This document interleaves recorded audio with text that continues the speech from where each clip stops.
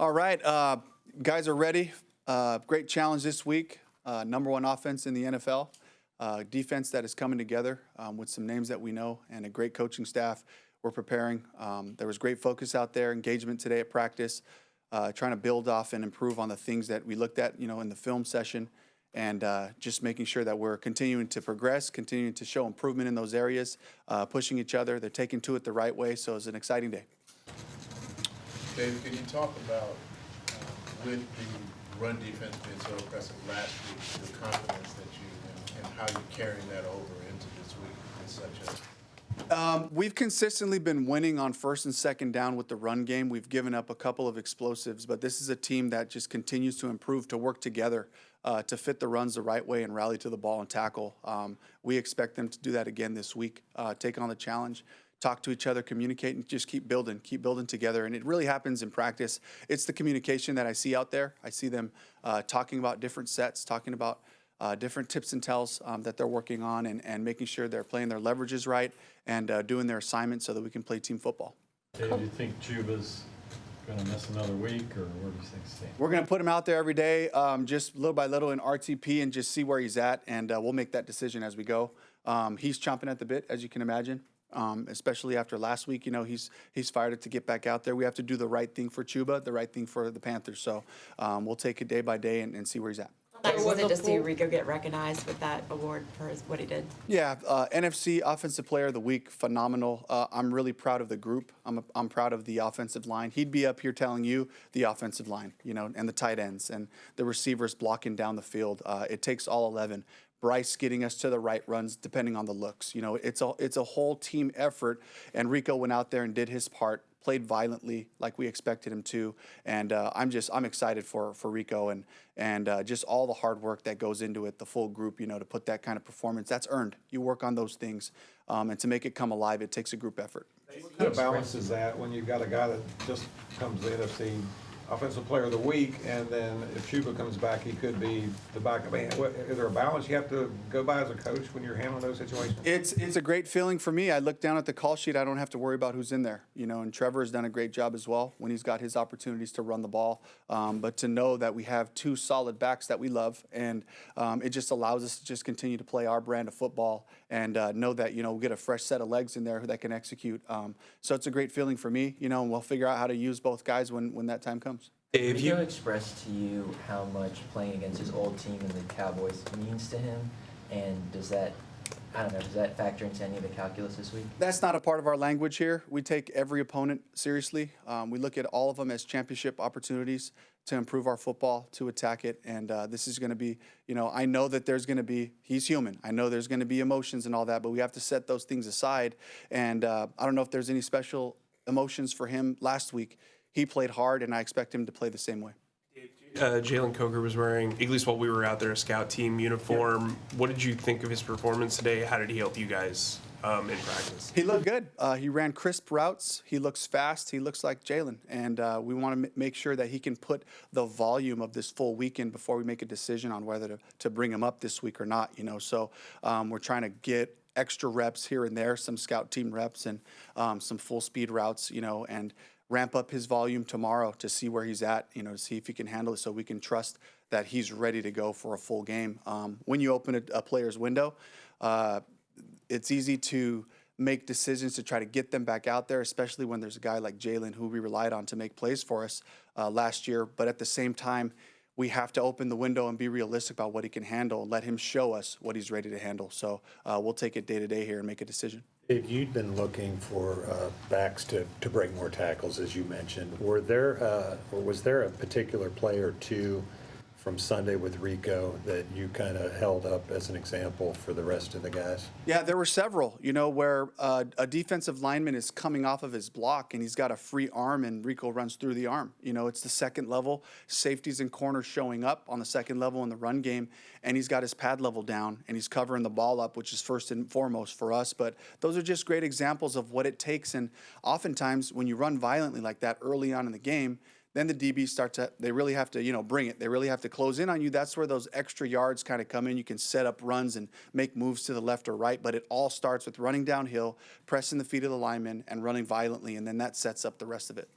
You talked about the Cowboys being number one in the league offensively. What do you see in them? Great balance. A group of skill players that's really talented, experienced guys that been with Dak for a while. And then, of course, adding George Pickens into the mix with speed and size, and then and I know Brian Schottenheimer personally, and I know that he's going to try to find a way to run the ball some way somehow, and so you just see the balance of their personnels, their formations. They can run or pass out of all those things, and that really is what makes them a good offense. And of course, I think Dak is playing at a really high level, finding his completions, finding his playmakers out there, and they're doing a good job just mixing personnels and utilizing their roster. With your defense, are there particular areas where, maybe not surprised, but most impressed with how much progress they've made? It's a collective group working together. That's what I see. I've seen that now for 3 weeks in practice happen, where they're talking before the snap, they're getting set, their eyes are right, and they're making adjustments together. And that's what I've seen collectively. And I'm proud of the young guys, Nick Scorton, who made some awesome plays. Princely had a couple of plays in there as well. Guys that I didn't mention after the game. We were talking about, some of the younger players, but these are guys that are growing up. These are guys that are figuring it out, and they feel the weight of accountability from their teammates to do their job well, and they're taking to the challenge and continuing to improve. There was earlier about Dallas' defense improving a little bit. What do you see? Because right now they have, I think, the worst defense yard-wise in the league. Yeah, to me, it looks like communication. I look at their roster and I look at the team that they've assembled, and they have depth. They have playmakers out there. They have 2 corners who will certainly catch it if you throw it to them. They're dynamic players. They have some really experienced rushers on the edge and some younger rushers that they're developing. And so, Kenny Clark on the inside as well. And I look at this group, and I just see those guys figuring out how to play together in a scheme, and really that's what it amounts to me. And I know Matt Eberflus as well, and I know he's an excellent coach. Andre Curtis, another friend of mine there on the defensive staff, they'll get these guys to play really good defense in short order. But I don't see them lacking anything. What I see is a group that's, as they come together and play together, I know that they're going to continue to ascend. You had a guy that came back from injury who's been around for a little bit in LeBron Ray, made some stops in the first half. When you see a guy come off IR while you're obviously monitoring Jalen and he responds the way he does that give you a confidence in the way that you guys are handling guys from the medical staff standpoint, but also the coaching rev-up standpoint? Yeah, I can't say enough good things about Denny Kellington and the job the training staff is doing. Josh Hinks as well with the strength staff and preparing our guys to be ready for football when they come back from these things. Our return to play process has been excellent, and I'm really excited. Again, we have to treat each guy as an individual case with different types of injuries and exposure to it or recurring things. We have to take all those things into consideration, and we have all the analytics, we have all the expertise, the hands-on expertise, and now they pass them off to the coaches for us to put them to the test from a football standpoint so we can make educated decisions. But I feel very confident about our group getting our guys back and playing at a high level when they do. There were a few times on Sunday that Nick, Princely, DJ, and Pat were all out there together. What do you like about that personnel grouping? And just from an offensive point of view, how do you defend that? Well, it's a dynamic group, and they're guys that are versatile, and Pat Jones can go play inside. Nick Scorton can play inside some. To be able to move those pieces around, to get those fast guys out on the field, they've been working really hard on their stunts, their rush games, all those different things, their technique and their rushes as well, and it's all paying off. I see them working with, A.C. Carter. I see them working with Todd Wash, using their hands, using their leverage, and learning from the veteran players. So they're feeding off each other, and that's the type of energy that we need, and that's the group that needs to continue to grow to make an impact in the pass rush game.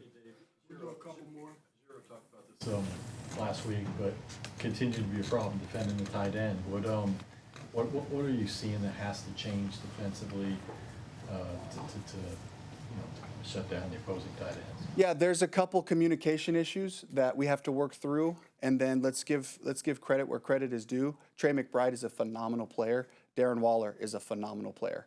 Those guys are going to make their plays. Can we minimize it by playing our leverage as well, being aware of where they're at in formation, and making sure we eliminate those big explosive plays? Are they still going to produce? Absolutely, they're going to find their plays, but let's minimize the big plays. And I think that's the biggest thing, is just making sure that they're all tied in together in their coverages. I know you want to have a strong attack among 2 balanced running backs, but is there something we said the benefits of primarily giving the ball to one back and letting him do what Rico did this past weekend? Could be. Some teams have two backs that they use with effectiveness. Some teams have a lead back that they ask to carry the load. We'll look at all of it and we'll make those decisions when we get Chuba back. First Last back-to-back one. home games that you're having this year, what kind of benefit does that provide for you and your team to just have the stability of being in Charlotte for more of an extended time getting ready for these games? I mean, speaking personally, it's just spending time with my family, spending time with my wife and my kids throughout the weekend, where you normally get on a plane sometime on Saturday afternoon, and I get to go see soccer. And, those types of things, it puts you in a good state of mind.